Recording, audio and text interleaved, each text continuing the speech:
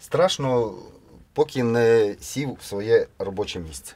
Досить велика доля авантюризму у виконанні цього завдання. Я особисто думаю про те, що це бойове завдання закінчиться успішно. Не повернувся один вертольот Мі-8 з пораненими на борту. Коли починав думати, що може зі мною трапитись, як то кажуть, трохи криша починала їхати, тому я не думав.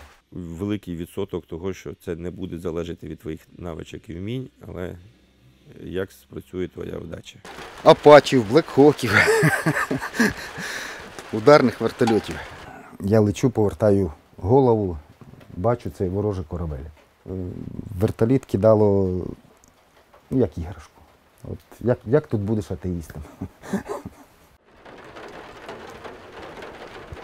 Олександре Леонідовичу, зараз такий періщий дощ, і дуже часто кажуть про нельотну погоду. Це нельотна зараз погода?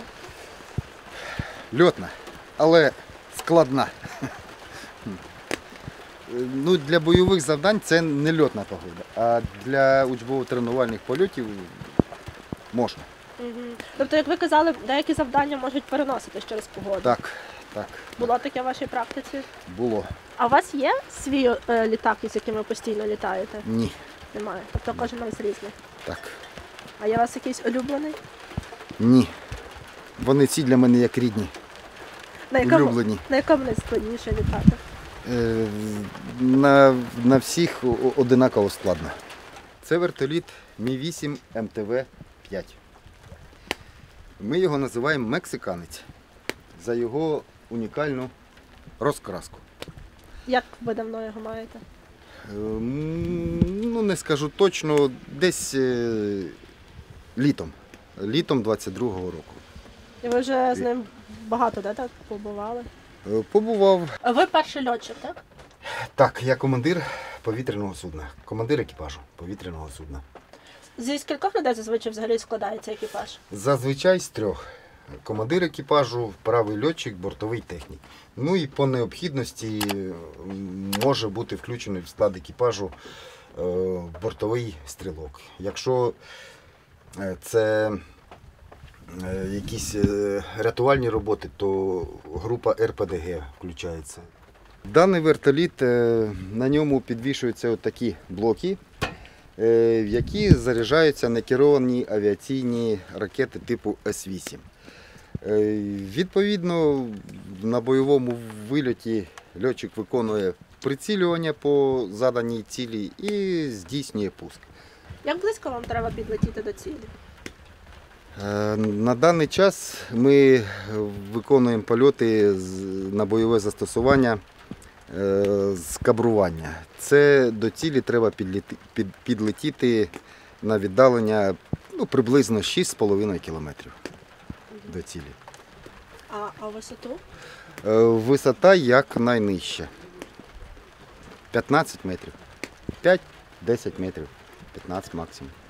Чому ми літаємо так низько, щоб вороже ППО нас не бачило і було досить безпечно виконувати польоти, але не завжди це виходить. Що зазвичай відчуває і про що думає льотчик, коли вилітає на бойове завдання? Я особисто думаю про те, що це бойове завдання закінчиться успішно. І я повернусь назад. І роблю все для того, щоб це завдання було виконано успішно. Бувають такі, можливо, випадки, коли є страх, тривога, з якими складно справитися? Чи ви вмієте вже на цьому етапі війни керувати своїми емоціями? Ну, якось сказати, щоб страшно, то воно завжди страшно. Але цьому не приділяєш уваги. Як я все казав, страшно, поки не сів в своє робоче місце. Коли вже сів за штурвал, то страх десь дівається і виконуєш свою роботу. Десь там відчуття загострюються в польоті. Відчувається якийсь такий адреналін? Так, адреналін присутній по-любому. І у вас, мабуть, як командира екіпажу ще також відповідальність, так ви відчуваєте, бо ви несете за людей? Ну а як? Угу. Це ж не тільки я, а ще й крім мене, 2 чоловіка, які покладаються на мене. Чи можна сказати, що найбільшою такою операцією, може найскладнішою для української військової авіації став проліт на Азовсталь? Ну, мало що це складна операція, вона ще показова, скажімо так, що нема в якихось підручниках подібної інформації, де можна взяти досвід такий, як отримали льотчики, які виконували цей політ. Досить велика доля авантюризму у виконанні цього завдання, але так виконали і наразі порівняти з чимось, у мене такого інформації, щоб можна було з якоюсь іншою операцією порівняти, нема. Як виникла ця ідея? Була необхідність рятувати людей з Азовсталі, вивозити поранених, яким там не могли б оказати допомогу. І туди було необхідно доставити ліки і боєприпаси для боротьби з броньованою технікою противника, яка входила до Маріуполя. І якоїсь іншої можливості доставити туди, крім вертольотів, не було. Управління армійської авіації не визначали бригади, які будуть виділяти екіпажі. Ті хлопці прибували до мене, і ми вже з ними відпрацьовували питання, як буде виконуватися завдання. Як вирішили, хто полетить туди? Старший, який був на той час, викликав 2 екіпажі. Мене і Борис Борисовича. Підготувались, полетіли. На якому етапі ви долучились до планування операції? Я долучився, коли перша операція, перший виліт 21 березня планувався без мене. Я не мав до того відношення. Я прибув, коли 20-го, коли хлопці вже виконували завдання, 21-го з самого ранку завдання виконувалося. Потім я залишився і решту вилетів виконувалося вже під моєю координацією. А перший екіпаж, він весь, так, повернувся? Перший вертольот був збитий 31 березня біля самого Маріуполя. Це був 4-й виліт, це перший екіпаж, який загинув. Разом з пораненими вони виконували посадку і зліт з порту. І після зльоту перший вертольот був підбитий ракетою, зупинився двигун, але вертольот на одному двигуні повернувся. А його відомий, то вразила ракета, і він залишився там. Одна людина, я знаю, вижила, попала в полон, а решта загинула. А на якому етапі почали в операції брати участь саме військовослужбовці вашої бригади? Другий виліт виконували наші вже льотчики, і 6-й виліт тут виконували, спілкувалися з Олександром Леонідовичем. Тобто на кожному з цих вильотів брали участь 2 гвинтокрили, так? Крім 4-го, так. Кожен раз виконували виліт 2 гвинтокрили, а 5-й виліт, 31 березня було 4 вертольота Мі-8 і 1 Мі-24. Тобто було, висадку, перевезення виконували тільки Мі-8, Мі-24 відволікав увагу, і там у нього було завдання вогневе вразити певні цілі. І його біля саме Маріуполя. підбили, так? Ні, і він повернувся, не повернувся один вертольот Мі-8 з пораненими на борту.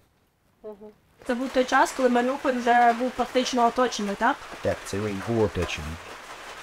Що ви подумали, що у вас перше в голові, коли вам таке завдання поставило?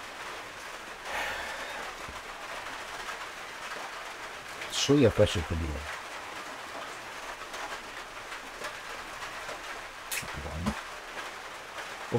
Я почав для себе шукати мотивацію.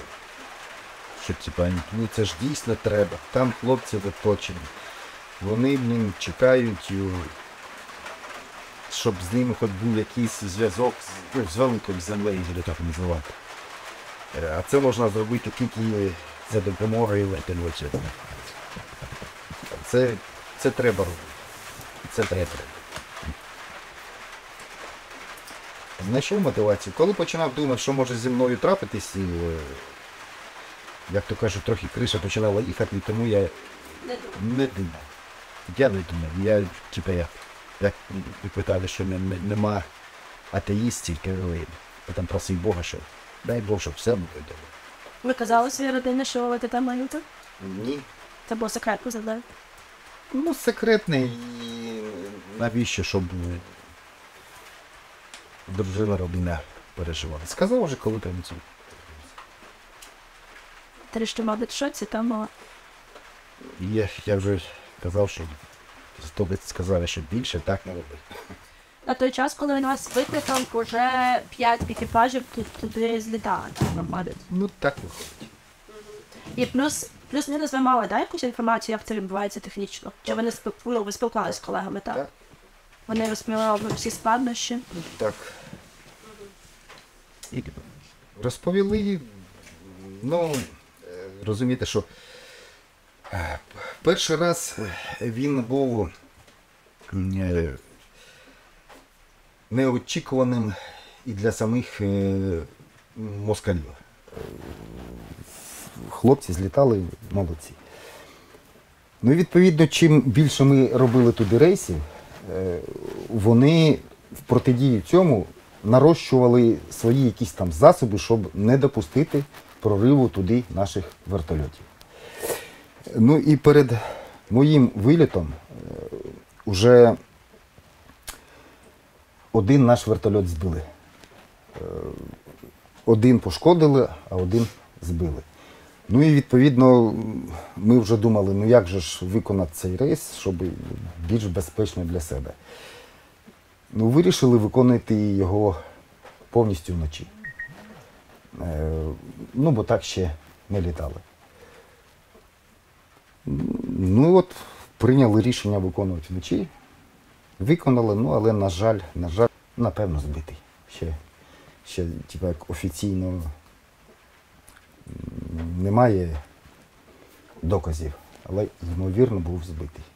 До сих пір невідомо, так решки вертольота не знаходили. До сих пір невідомо. Він типу, лежить на тимчасово окупованій території. Був з ним екіпаж? Ну а як? Це вже він був втрачений, коли ми повертались назад. Угу. 3 членів так екіпажу там? Де є і поранених, він теж віз поранених. Угу. Ну і ще полетів наш рятувальний борт на допомогу йому. Теж був збитий. Що ти? Така ціна. Ну що ще можу розказати про політ?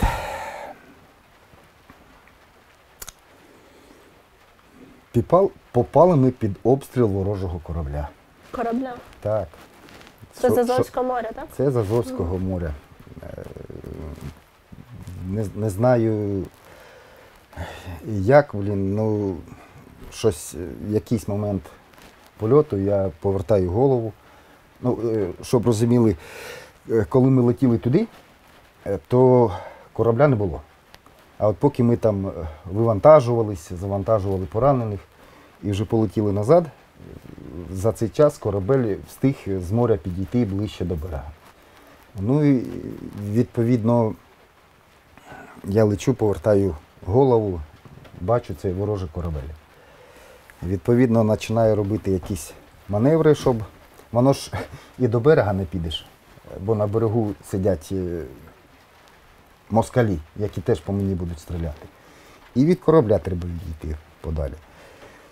Ну,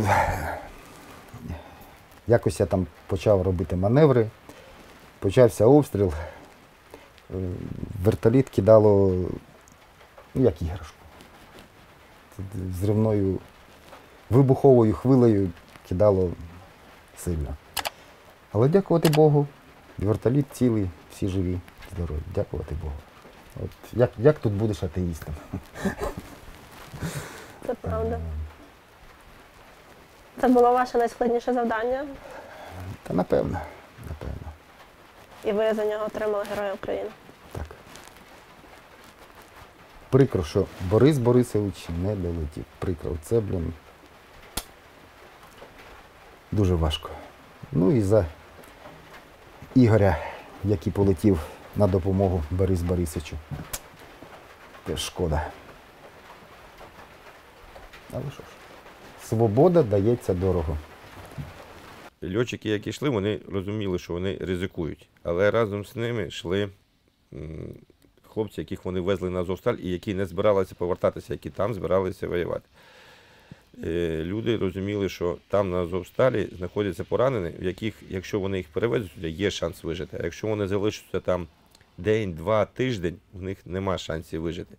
І вони ризикували своїм життям, розуміючи, що вони спасають чиєсь життя. Тобто, якщо є ризик, так, виправданий він кожен раз по-різному. Ризикували всі, хто знаходився в вертольоті. Ті ж офіцери, які виконували польот і туди, і назад. Поранені, які при якомусь там варіанті могли би вижити на Азовсталі, але коли їх вантажили в вертольот, вони розуміли, що ризик збільшується. Тому складно кожен раз, і складно льотчикам, і ті, хто виконували польоти з ними в якості пасажирів. Тому ситуація була така у всій країні, що ризикували всі. І льотчики розуміли, що ризик дуже великий. Відправляли командування бригад, управління армійської авіації, відправляли найдосвідченіших, шанси яких виконати цей польот і повернутися назад більший, дякуючи їхньому досвіду і вмінням, навичкам. Також була така домовленість, що екіпаж виконує польот на Азовсталь один раз. З одного боку, можливо, льотчики, які раз, два, три злітали, мали би більший шанс повернутися, але всі розуміли, що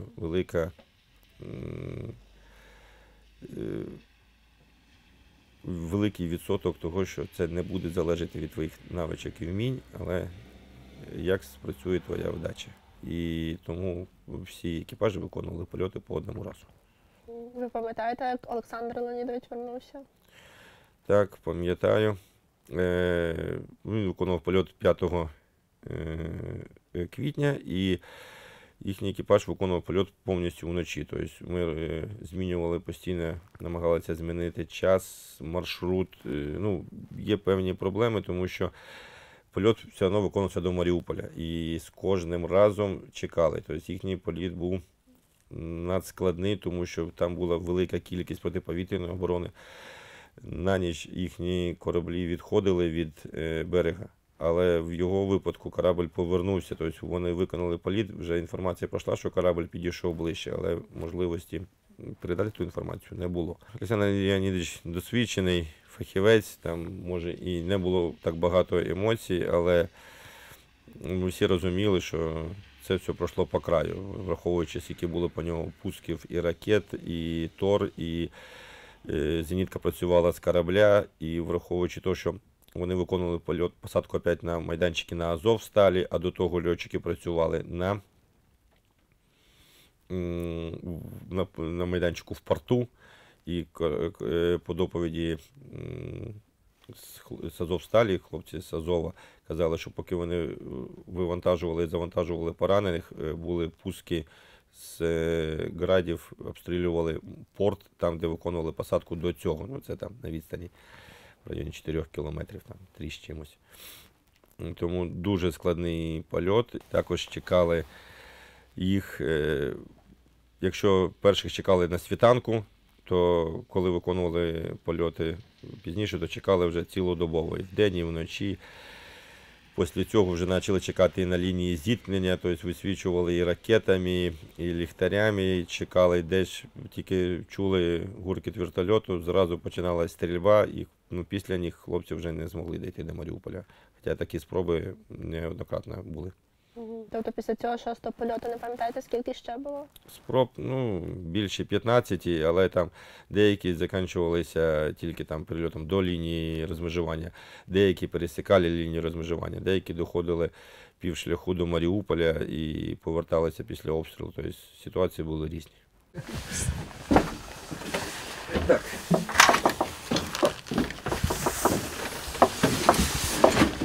Як бачите, це все аналогове.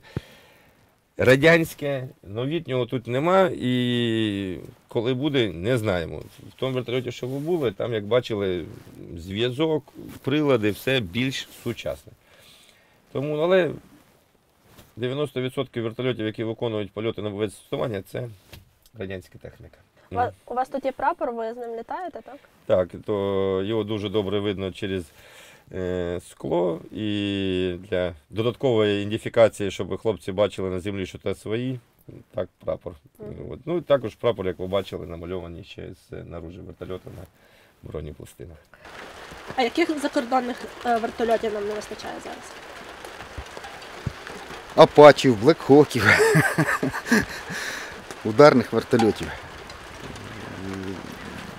Бо це трошки вже застаріла техніка. Апачі більш актуальна на даний час. А скільки вам би треба було часу, щоб перевчитися? На Апач? Ну, якісь із західних фронтів. Не знаю. Місяць, два, три. Тобто, в принципі, Десь це така, скажімо, місія, яку можна виконати швидко відносно. Я думаю, так. Головне, дайте. Так. Олександре Леонідовичу, що у вашій роботі, як ви думаєте, найскладніше?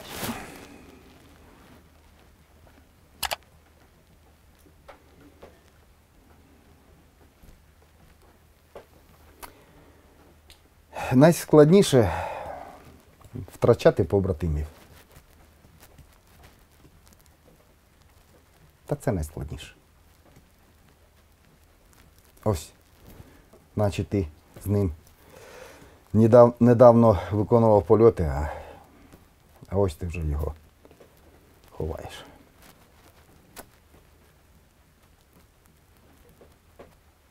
Що ви собі після цього кажете?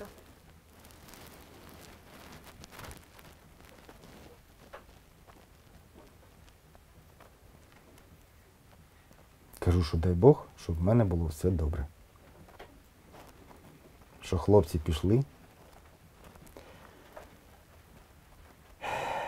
але ми все одно переможемо. І в мене все буде добре. Я ще маю потанцювати на весіллі у онука, Якому зараз скільки? якому через місяць буде 4 роки. Там написано за бабу Віру. Що за баба Віра? Ну, в самий найспекотніший час після початку активної фази, після лютого місяця, для ідентифікації вертольотів своїми військами, тому що застосовувалися війська противника і наземні сили дуже активно реагували на будь-які повітряні суда, то наші вертольоти були ідентифіковані і надписом за бабу Віру, і також нанесені на всі прапори України. Щоб люди, які спостерігають з землі, бачили, що це своя техніка.